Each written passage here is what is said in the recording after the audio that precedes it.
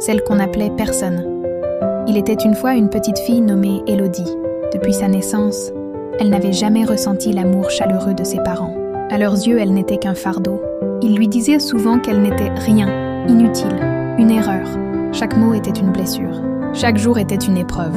Ils la comparaient sans cesse à une cousine, Chloé, qu'ils élevaient au rang de reine. « Regarde Chloé, elle est belle, intelligente, respectée.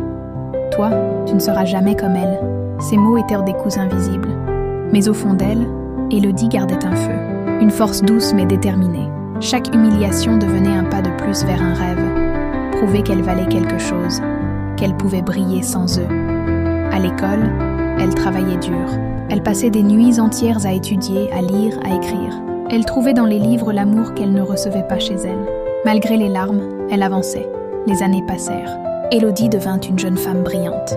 Elle décrocha une bourse, partit étudier loin, très loin. Elle devint médecin, puis fonda une clinique pour enfants maltraités.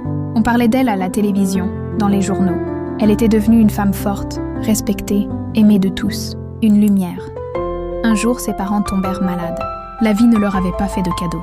Chloé, leur préférée, les avait abandonnés depuis longtemps. Personne ne se souvenait d'eux. Mais Élodie, elle, revint, pas par vengeance. Par grâce, elle les soigna. Elle resta digne, sans haine, mais avec une vérité dans les yeux. Ils pleuraient en silence. « Pardon, Élodie, on t'a rejetée, on t'a brisée, et pourtant, tu es la seule qui nous tend la main. » Élodie répondit simplement « Vous m'avez appelée personne, mais aujourd'hui, je choisis d'être quelqu'un, sans devenir comme vous. » Et elle s'en alla, la tête haute, le